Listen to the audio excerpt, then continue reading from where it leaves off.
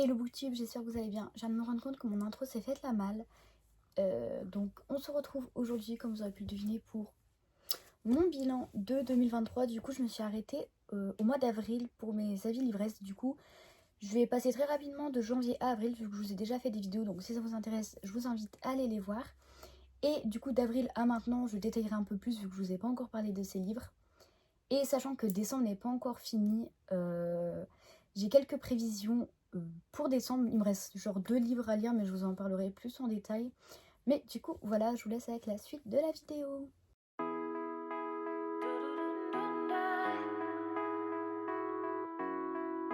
Donc en début d'année, j'ai tout de suite fini les Adopted Love, le tome 2 et 3 que j'ai adoré. Ils étaient tous les deux des 4 étoiles et demie et le tome 1 c'était un coup de cœur. Ensuite j'ai enchaîné avec Comment Cardone on est venu à détester les histoires de Holly Black, publié chez Rajou. J'ai oublié les Adopted Love, c'est de Gaïa Alexia chez Hugo New Romance, que j'ai adoré. Les illustrations dedans, elles sont magnifiques. Genre vraiment trop beau, incroyable. Ensuite j'ai terminé ce mois-ci avec du Victor Dixon. Premièrement Corito, je sais pas comment on dit, de chez Collection R. Un énorme coup de cœur sur l'intelligence artificielle et tout, vraiment trop bien. Et l'adaptation de Phobos en BD, le tome 2 cette fois-ci, avec des illustrations toujours aussi incroyables. Voilà, trop bien. Oups.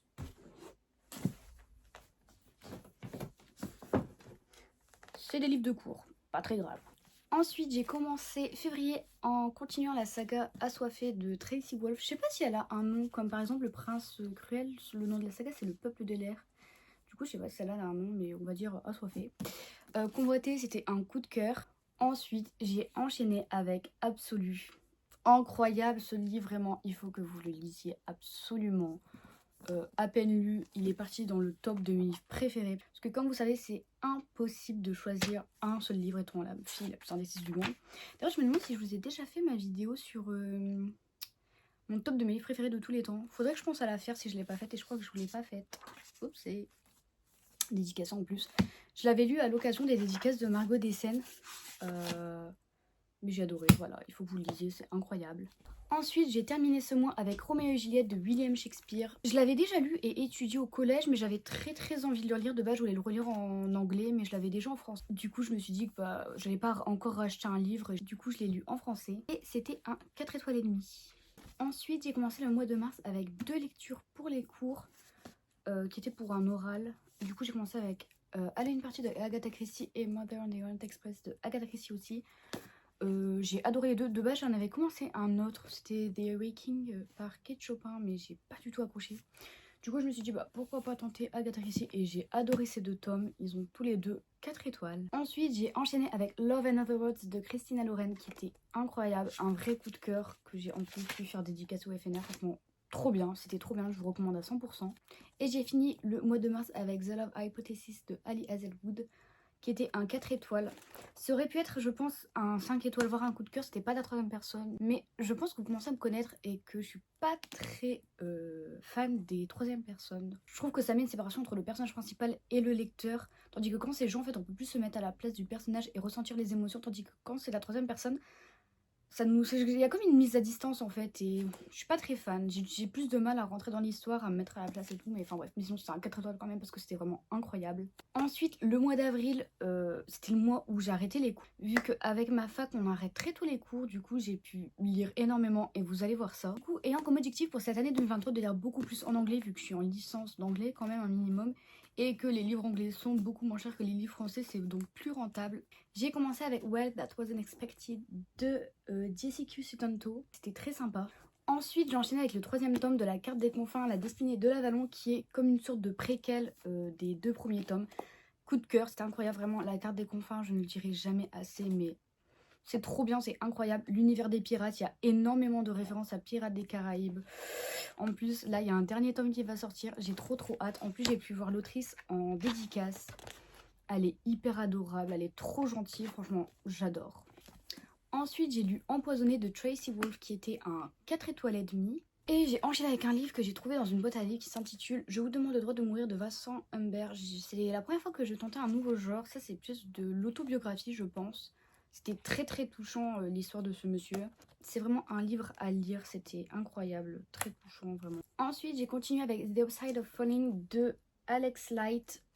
Ça, c'est un livre, ça faisait très très longtemps qui était dans ma palle. Ça faisait 2 ans à peu près qu'il était, et c'est l'un des premiers livres anglais que j'ai lu et l'un des premiers relis aussi. Bon, il est pas ouf, j'aurais peut-être pu le prendre en brochet, vous me direz, mais j'étais contente à l'époque. C'était l'un de mes premiers livres anglais, en plus en relié, enfin bref. Mais c'était un coup de cœur, j'ai adoré l'histoire, et je sais d'ailleurs qu'il y a plusieurs mois il a été traduit. Je sais plus par quelle maison d'édition, mais je sais qu'il l'a été, et voilà, j'ai adoré. Ensuite, j'ai lu We Were Liars de E. Lockhart et j'ai mis un 3 étoiles et demie. Le plot twist était incroyable, mais il y avait des longueurs quand même. Ensuite, j'ai enchaîné avec le premier tome des Twisted, qui est Twisted Love de Hannah Hong, que j'ai aussi pu faire dédicacer. Vraiment, je suis trop contente, trop fière. Genre, je rêvais trop de la voir, cette autrice, parce que les Twisted, il me reste juste le dernier à lire, mais ils sont incroyables. Coup de cœur, je vous recommande à 100%. Et je sais qu'ils ont été traduits par Hugo New Romance. Après, je sais pas ce que la traduction vaut par rapport à la version anglaise, parce qu'après, je sais que des fois... Je sais que personnellement, il y a des livres, je les ai lus en anglais, mais je les tenterai pas en français parce que j'ai peur de la traduction, parce que je sais qu'il y a certains livres qui sont peut-être pas mal traduits, mais c'est pas les meilleures traductions proposées. C'est pour ça que je sais pas ce que ça vaut, mais en anglais, ils sont incroyables. Donc voilà, ensuite, on va enchaîner avec le mois de mai. Et cette fois-ci, je vais rentrer un peu plus dans les détails, vu que je vous avais pas encore parlé de ces livres. Et on commence avec P.S. I Still Love You de Jenny Han, qui ont été traduits en français et qui sont aussi en adaptation cinématographique. C'est À tous les garçons que j'ai aimé. Le deuxième tome, c'était un 2 étoiles et demie. J'ai vraiment pas accroché avec celui-là. Je crois que le premier c'était un 4 étoiles, mais je suis pas sûre. Mais celui-là, j'ai vraiment pas accroché. J'ai trouvé les personnages énervants. Genre la Radine, elle est là, elle s'impose pas en fait, elle se laisse faire. Il y a Peter qui se met toujours en position de victime en mode oh bah oui, mais c'est pas de ma faute, elle ceci, elle cela, c'est elle qui me parle. Non, bouge-toi, assume. Genre Peter, il est hyper détestable, alors que je me rappelais pas que dans les films il était aussi détestable. Geneviève, bon j'arrive pas à le prononcer, mais Geneviève, je pense qu'en français ça donnerait ça. Elle est hyper détestable, genre je sais que dans les films elle était un peu détestable il me semble, mais je me rappelais pas autant, genre vraiment dans ce tome-ci les personnages ils m'énervent, donc je sais pas trop si j'ai envie de lire le dernier tome, parce que vraiment celui-là il m'a saoulé clairement, voilà, désolée. Ensuite j'ai enchaîné avec 2 livres de chez Pocket Jeunesse, Ma raison de vivre et Ma raison d'espérer, mais je n'ai plus les livres sur moi parce que je les ai vendus. Et je sais, ça en dit beaucoup. Oups, encore une fois. Le tome 1, j'ai beaucoup aimé, c'était un 4 étoiles. Franchement, je l'ai adoré, j'ai adoré l'histoire, c'était hyper émouvant, très addictif. Ce qui se passe dedans, c'est incroyable. Vraiment, j'ai adoré ce tome 1. Autant le tome 2, pas du tout, pas du tout. Le tome 2, c'était un 2 étoiles et demie, et encore, attention, spoil si jamais vous comptez les lire ou quoi. Je vous mettrai le temps au moment où j'arrête de parler de ce tome 2, du spoil. Mais j'ai trouvé ça hyper malsain, encore une fois, genre... En fait, dans le tome 2, on retrouve... Je sais même plus comment elle s'appelle. J'ai oublié, je sais plus si c'est Sarah ou Emma. Je crois que c'est Emma. Emma Evan. Enfin bref, la protagoniste, elle est en couple avec un Evan. Ils sont ensemble, du coup, après le tome 1. Et je trouve déjà que leur relation, elle est très peu présente dans ce deuxième tome. Même avec sa meilleure amie, on la voit pas tant que ça. Et en fait, elle va enfin chez sa mère pour lui donner une seconde chance. Sauf que sa mère, elle sera avec un mec qui est beaucoup plus jeune qu'elle. Mais soit, c'est pas ça le problème. Hein. Le problème, c'est que le mec sort avec sa mère. Mais ce mec-là va draguer sa fille. Genre, limite, il fait exprès de sortir avec sa mère pour draguer sa fille. Et elle... Il y a des fois où elle le repousse pas, quoi. Elle se laisse un peu faire. C'est limite si elle saute pas dans le piège. Et j'ai détesté. Genre, le mec, il sort avec une meuf. La fille, limite, elle se laisse draguer par le mec de sa mère.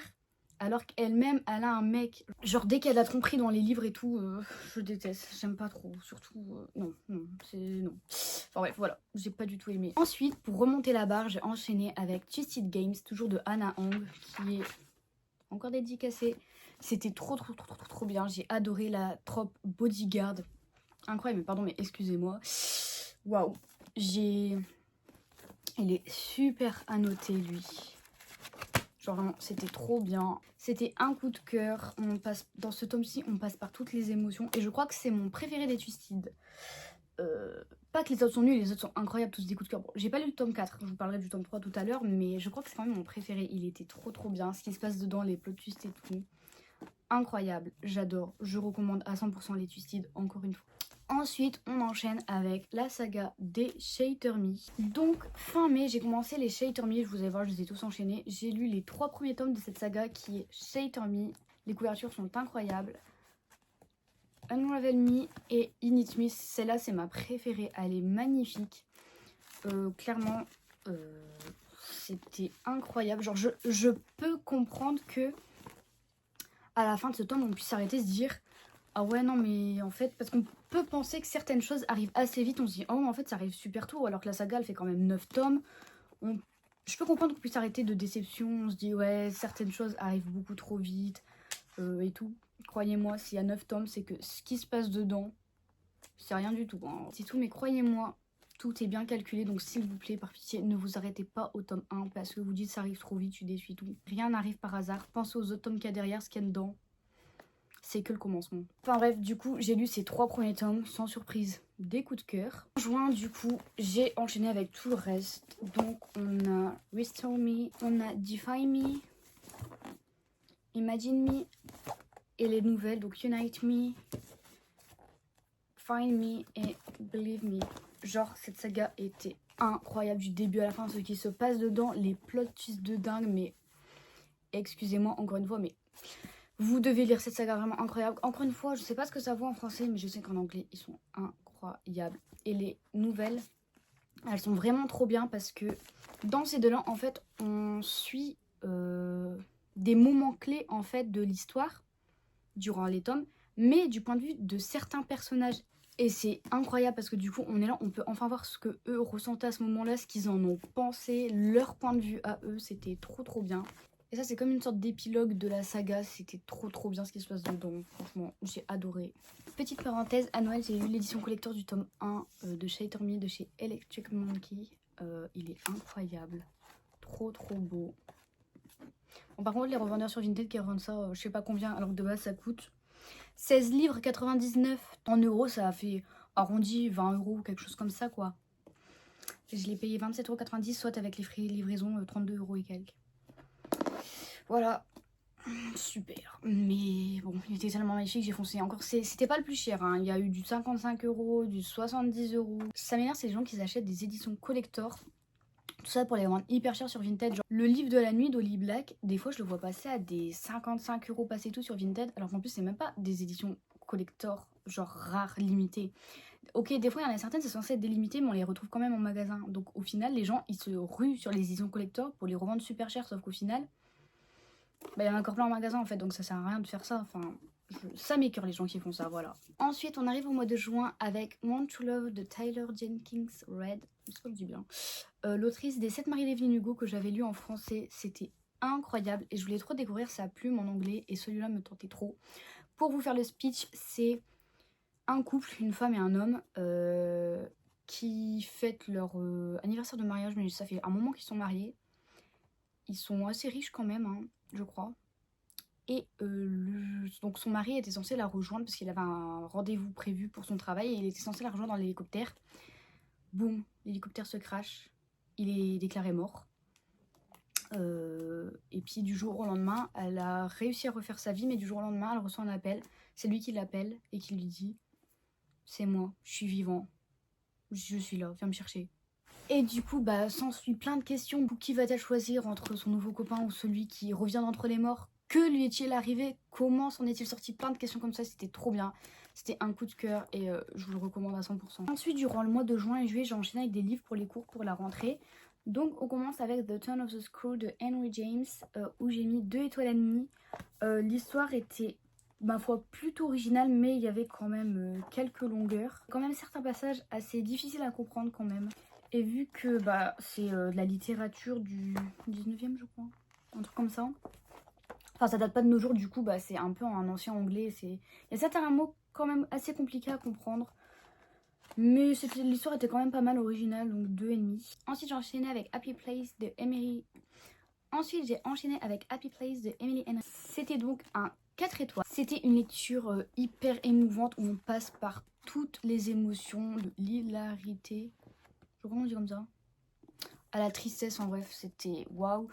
Pour vous faire le speech, en gros, si je me souviens bien, c'est un couple qui se sont séparés mais l'ont pas encore dit à leurs amis, sachant que leur rituel, c'est pendant chaque vacances de se retrouver ensemble et de passer les meilleures vacances, quoi, de profiter.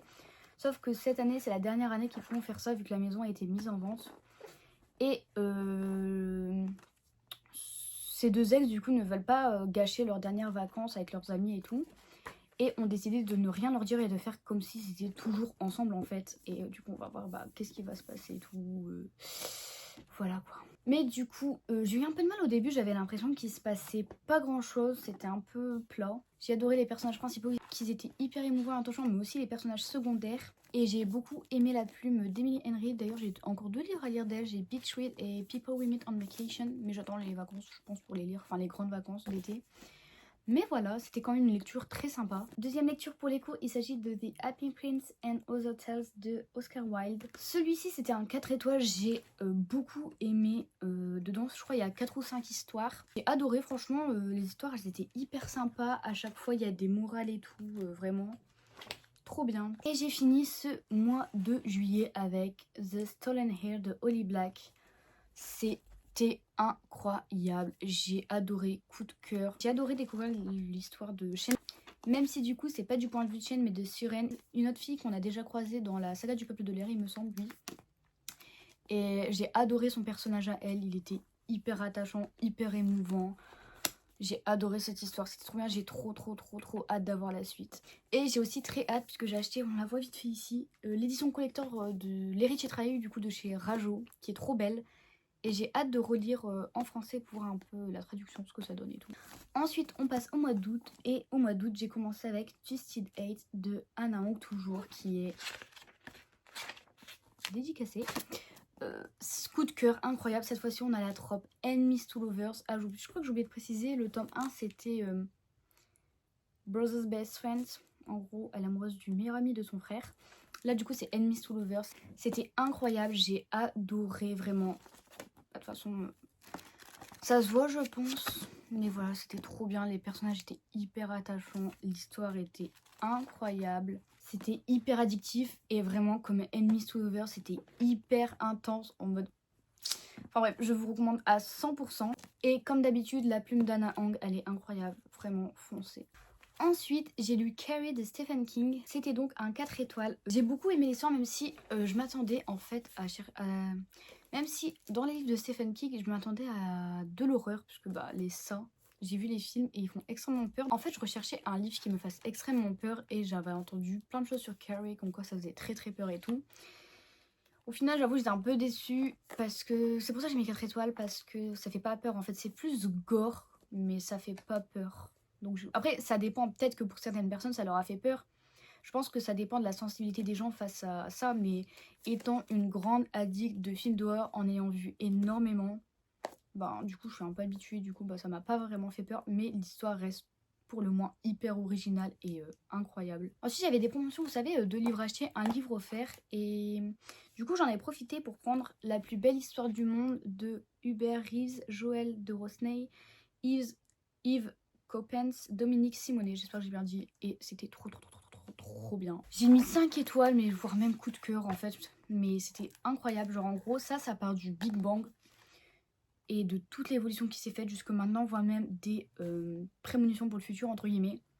Genre ça nous explique tout de A à Z, genre le Big Bang, qu'est-ce qui s'est passé, comment la Terre s'est créée, comment les premières molécules, les premiers atomes sont apparus sur la Terre, qu'est-ce qui est devenu, les premiers animaux, les premières sources d'eau qui sont apparues, les premiers êtres humains et comment ils se sont développés, comment ces animaux se sont développés, les dinosaures, qu'est-ce qui leur est arrivé.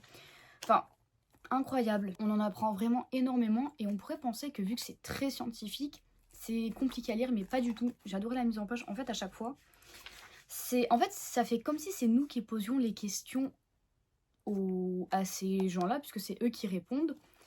En vrai, genre, en gros, vous voyez, déjà, il y a des chapitres avec des intitulations, genre là, c'est l'aube de la vie, donc... Et du coup, je vois, il y a une question ici en mode, quel rapport avec la Terre primitive? Donc par rapport à d'autres choses qu'on a vues avant, à chaque fois la personne en fait elle répond, vous voyez. Mais les réponses elles sont hyper simples, développées. S'il y a des mots compliqués, il les explique encore plus de façon à ce qu'on comprenne vraiment tout de A à Z. Donc vraiment, je vous recommande ce livre à 100% et j'aimerais bien en avoir d'autres de cette collection. Je sais que ceux qui m'intéressent, jusqu'à la fin il y a les autres, j'avais mis des petits trucs et il y avait la plus belle histoire de la philosophie, la plus belle histoire des femmes, la plus belle histoire de la liberté, la plus belle histoire du langage. Après, il y en a d'autres, mais c'est les principaux que j'aimerais bien lire. Après, j'aimerais bien lire les autres, mais j'ai fait un peu par ordre. Et du coup, en plus d'eux, on a aussi la plus belle histoire de la naissance, la plus belle histoire du bonheur, la plus belle histoire de l'amour, la plus belle histoire de Dieu, la plus belle histoire de l'homme, la plus belle histoire des plantes, la plus belle histoire des animaux et la plus belle histoire de la terre. Du coup, voilà. Ensuite, j'ai enchaîné avec un livre de cours qui est As I Lay Dying de Faulkner. Celui-là, je l'ai pas noté parce que j'ai pas aimé. C'est un peu bizarre ce qui se passe dedans, je trouve. Je sais pas, après c'est un livre de cours. Je pense que de manière générale, c'est rare qu'on aime nos livres de cours. Après, j'ai quand même bien aimé des Happy Prince et les Agatha Christie. Mais après, les Agatha Christie, c'est parce que j'ai pu les seuls choisir. Je trouve ça dommage un peu que en cours, souvent, les profs, ils choisissent des livres comme ça eux-mêmes, mais qu'ils choisissent pas des livres qui pourraient nous plaire, mais juste parce qu'il faut les étudier, vous voyez. Genre, je sais pas comment expliquer, mais enfin bref, mais du coup, je l'ai pas noté parce que... Bah, je savais que je ne mettrais pas une bonne note et vu que c'est pour les cours, celui-là... Bah, les autres aussi, mais vu que lui, je l'ai pas aimé, je me suis dit, je vais pas, juste pas le noter, ça sert à rien. Ensuite, j'ai enchaîné avec Campus Drivers de C.S. Quill, le 3e tome. J'ai adoré pouvoir me replonger dans l'univers des Campus Drivers. Ça faisait très longtemps que j'avais lu le tome 1 et le tome 2. Et que lui était dans ma palle, toujours aussi hilarant. C'était un 4 étoiles. J'ai adoré la relation chien-chat de Amy et Lewis qui était passé de ce côté-là qui était hyper hilarant. Comme d'habitude, j'ai adoré la plume de C.S. Quill et j'ai adoré le caractère bien trempé de Amy qui est une femme qui ne se laisse pas faire, qui sait se défendre. Et vraiment, la relation chien-chat entre eux deux, le caractère d'Amy. Voilà, un tome hilarant à mourir de rire. Ensuite, j'ai lu Orgueil et Préjugés de Jane Austen dans cette magnifique édition. C'était un 3 étoiles. La lecture était très sympa, mais j'ai trouvé qu'il y avait quand même pas mal de longueur. J'ai beaucoup aimé l'univers et les personnages. D'habitude, je lis jamais de classiques, mais celui-là, il était quand même pas mal, puisque j'ai quand même mis 3 étoiles. C'est juste qu'il y a beaucoup de longueurs qui sont parfois peut-être pas utiles, mais vraiment, j'ai pas mal apprécié. Et c'est l'un des premiers livres, vous savez voir, il y en a un deuxième que j'ai lu pour les cours, parce que c'est des classiques, genre en licence LLCR, peut-être même dans les autres licences de lettres. Bah, c'est des classiques qu'on évoque souvent, ça se peut qu'on les évoque à voix haute, mais qu'on les étudie pas, ou peut-être les étudier les autres années. Mais je me dis que pour ma culture G, quand même, il fallait quand même que je me mette à lire quelques classiques, et du coup j'ai commencé par celui-là. Encore une fois, c'est un classique que de base je voulais lire en anglais, vu que j'ai des études anglaises, et que si on en parle, ça sera en anglais. Mais je l'avais déjà en français, donc encore une fois, c'est un peu ridicule de racheter un livre anglais alors que je l'ai déjà en français sous la main. Du coup, voilà. Ensuite, j'ai enchaîné avec du coup le deuxième classique que je me devais de lire, Frankenstein, Marie Shelley. Encore un classique qu'on aborde parfois en cours. Et vu que je l'ai pas lu, je suis un peu perdue. Et il fait aussi partie de la liste des livres que je vais à lire pour le grand oral, mais je l'avais pas choisi. Petite parenthèse par contre, si vous voulez lire un livre, ne prenez pas Collins classique. J'ai rien contre cette maison d'édition à part que c'est écrit tellement petit que même avec mes lunettes, je me pétais les yeux à croire qu'ils voulaient en mettre le plus possible sur une page pour avoir le moins de pages possible. Sauf que moi je m'en fiche que le livre fait 500 pages. Genre du moment que c'est écrit normalement, que je me pète pas les yeux parce que là, ça pète les yeux clairement. Genre par exemple le temps de lire une double page, vous avez le temps de lire genre 4-5 pages, du coup ça nous donne une impression qu'on n'avance pas en fait dans l'histoire. Mais sinon du coup c'était un 4 étoiles, j'ai adoré l'histoire. Je sais que l'histoire de Frankenstein est souvent remixée dans Hotel Transylvanie, je crois qu'il y a Frankenstein, oui. Ou que ce soit dans d'autres films, ou juste du bouche à oreille, on parle de l'histoire et tout, elle se déforme au fur et à mesure des générations.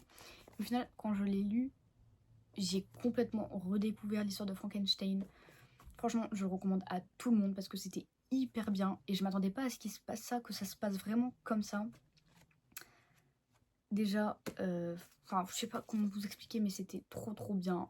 4 étoiles, je vous recommande à 100% ce livre. Je pense que c'est un classique à lire et que vous vous ennuierez pas à lire parce que l'histoire est vraiment super belle, elle est super addictive, vraiment, je vous recommande. Et enfin, j'ai terminé avec Écoute ton corps. Donc ça, c'est un livre que j'avais commencé il y a très longtemps. Ça faisait un petit 2 ans que je l'avais commencé.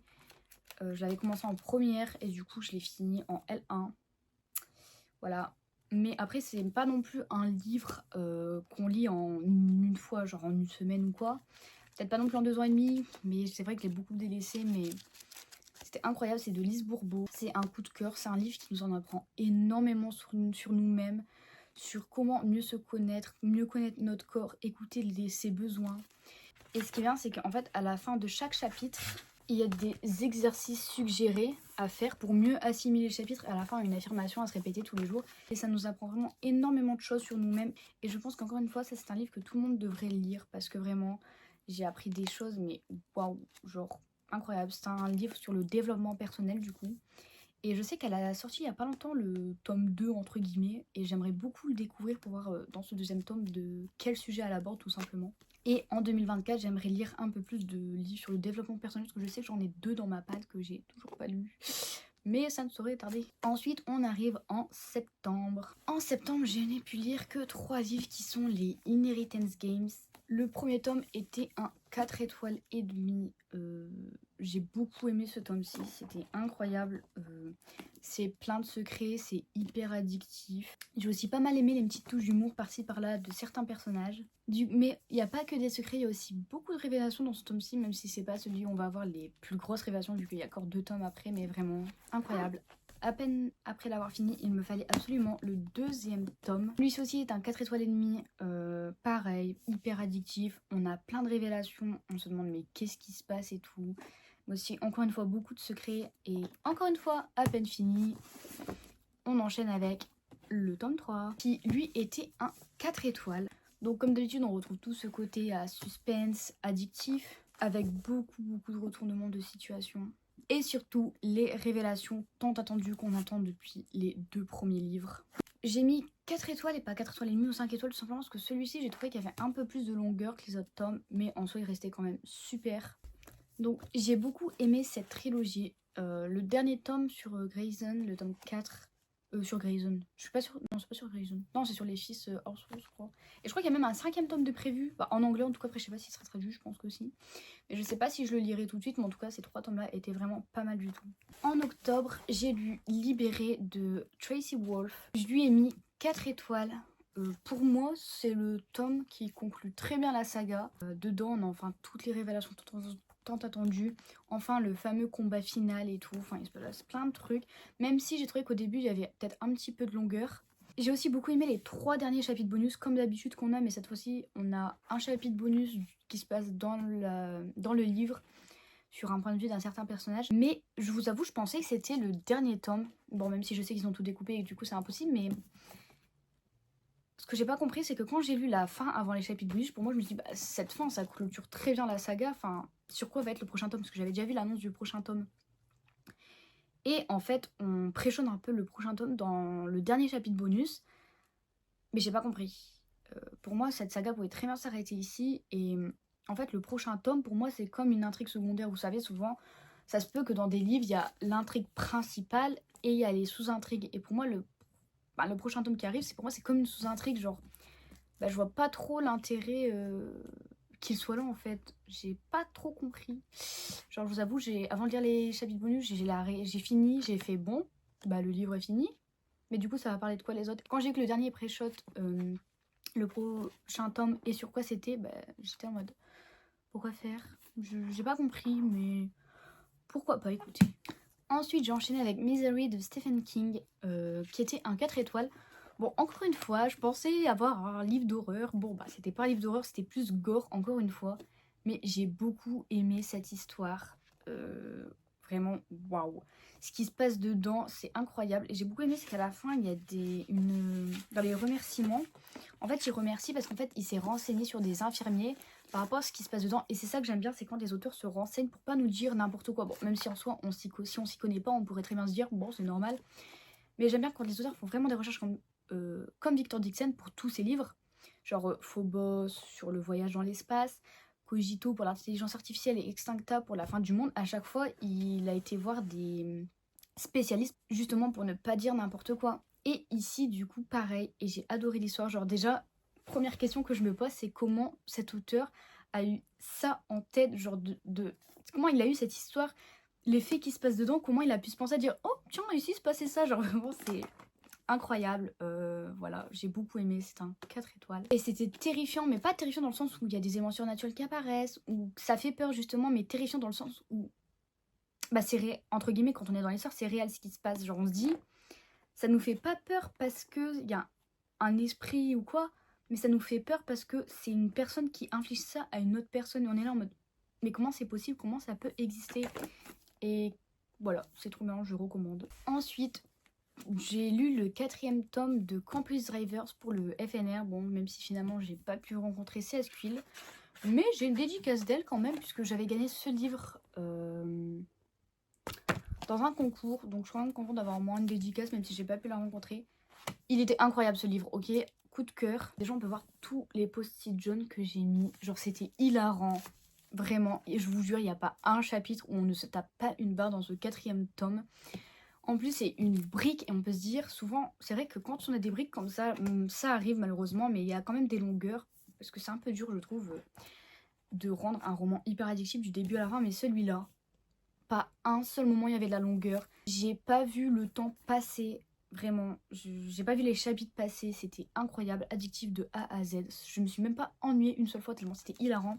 Et les thèmes abordés dedans, je trouvais ça hyper original, genre le skate, bon ça a peut-être déjà été abordé, mais le roller, personnellement j'ai jamais vu ça. Et le fait que dedans les figures utilisées avec les rollers ou le skate soient... À chaque fois en fait il y avait des petites étoiles avec une explication en bas pour dire ah bah cette figure là c'est ça qui se passe, ça nous permettait encore mieux d'imaginer ce qui se passait et de comprendre pourquoi le personnage était émerveillé en mode waouh ce qu'elle fait c'est incroyable.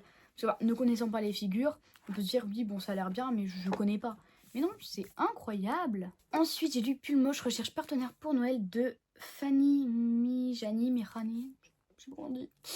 C'était un 3 étoiles. L'histoire était originale et sympathique. C'était aussi très hilarant de par les chamailleries entre les deux personnages principaux. C'était aussi parfois assez émouvant, mais ce qui m'a chagriné un peu, c'est que premièrement, en fait, on rentre direct dans le vif de l'histoire, mais on connaît pas vraiment les personnages en fait. Genre j'ai trouvé qu'ils n'étaient pas assez développés dans le sens où bah, en fait on arrive, on les connaît pas et ils commencent à se développer, mais que au bout d'un moment d'histoire. C'est-à-dire qu'en fait il se passe des trucs et on comprend pas pourquoi il se passe ça. On se dit bah en fait on n'a pas l'impression de connaître les personnages. On arrive en plein milieu de leur vie et en fait les personnages ils développent au fur et à mesure, mais en fait je trouve ça un peu tard quand même. Mais ça n'empêche pas que c'était une très bonne lecture, elle était très sympa et on passe quand même un bon moment. Donc voilà, 3 étoiles. On arrive au fameux mois de novembre.